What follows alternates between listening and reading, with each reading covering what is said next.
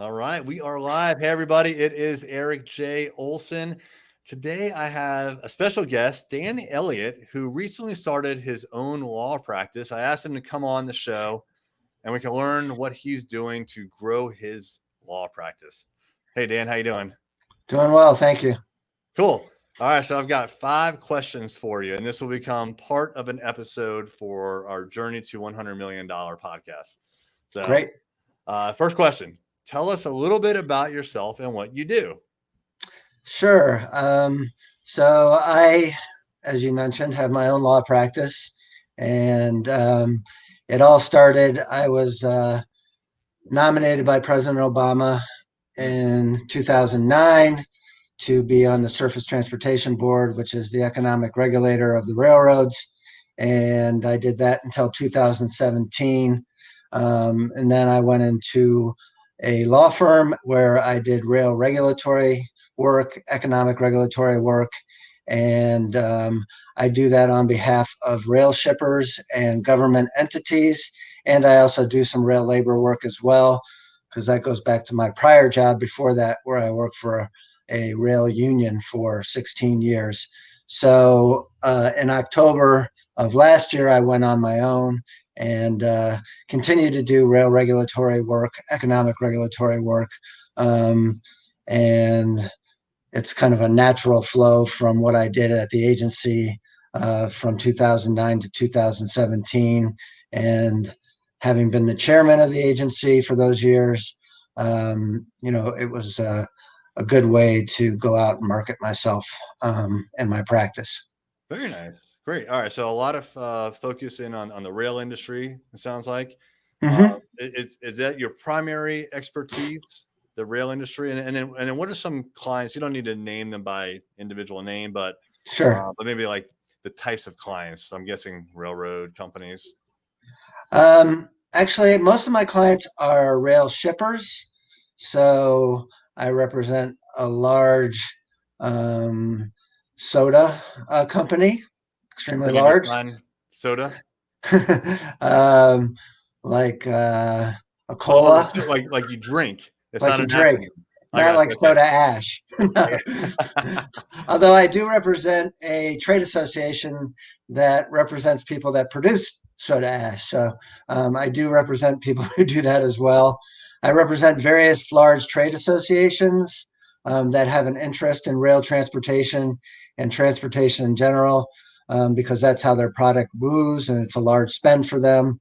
I also represent a large beer company, um, some chemical companies as well.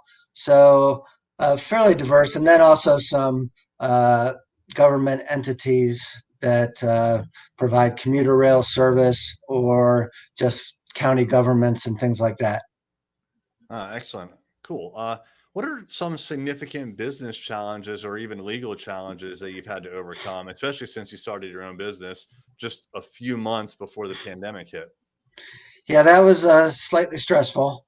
Um, uh, and it's calmed down over time, the stress level. But this is the first time I've ever been on my own, so that in itself was something to learn. So I basically had to learn everything. Didn't have a lot of time to make the transition, and just had to learn everything on my own. And I'm a fairly small operation at the present time. Um, but so I just had to learn how to do a lot of things on my own, including marketing, which is very important just to get the name out there. Oh yeah. I have a good name because of my prior experience, but Yeah. you have to let everyone know that you're out there. So Yeah. I do try to designate certain time during the week to market myself and get my name out there. And I've had some success by just reaching out to people, especially like on LinkedIn. I have about 14,000 connections. Oh wow. That's a lot. Yeah, so um, and I kind of did that knowing that one day I'd have a law practice and would want to be connected to a lot of people in the industry, and that's proven to have not bringing me all my business, but a lot of business. So That's it's been smart. a good way to let people know I'm out there. You mind if we drill into that just a little bit? Because I think that's important what you said. Most people, it seems like they don't think about their network until they need their network. But you thought about your network in advance, and it sounds like maybe you had some plans for the future. And so you knew that you would need a network one day. Those 14,000, uh, are they focused in on a particular industry or industries or job titles, or did you just kind of randomly pick people? How did you go about creating that network? Um, yeah, I think, originally, um, when I was at the board, I didn't have a lot of social media type contacts, just because of the sensitivity of my position. But near the end, LinkedIn seemed very safe to use and wouldn't cause me any hiccups in my position. So I used that. And especially when you have a good title like I had, people are more than willing to connect with you. So that was helpful. And it's been helpful even after I left the board. Um, I did do searches like in logistics or rail, things that I thought were relevant to what my practice would entail, and then try to reach out to those people. And most of it was blind.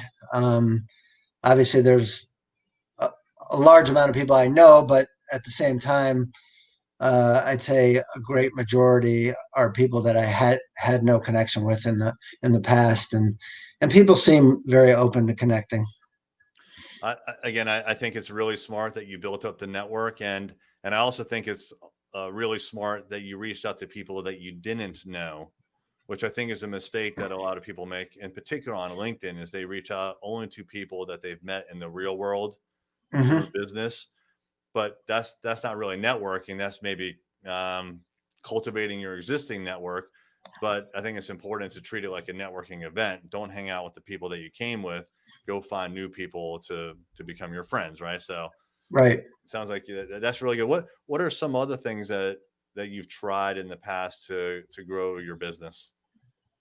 Um, well, then with my own network, that I have a personal relationship with, I usually send out notices about what is going on in the world of the railroad regulatory world, and just let them know that maybe there's a proceeding going on at the Surface Transportation Board that they might have some interest in and discussing. Nice. Um, so I do that uh, as often as I can, because that's another good way to trigger business.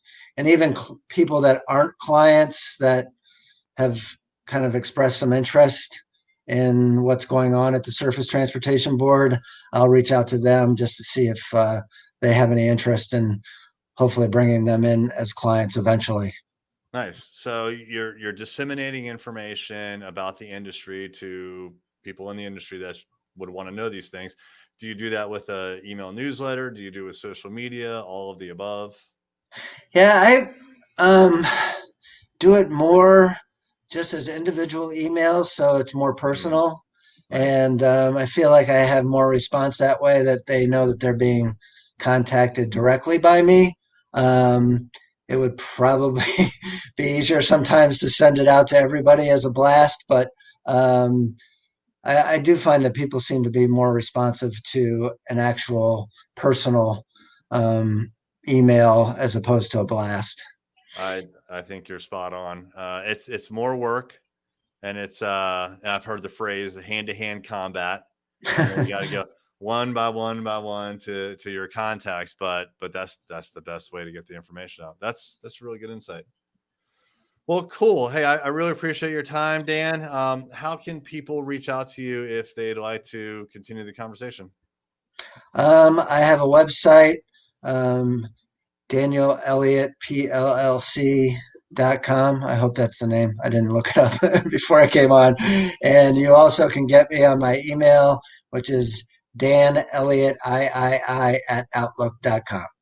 Very cool, and probably can find you on LinkedIn pretty easily, huh? Yes, I'm reachable there as well.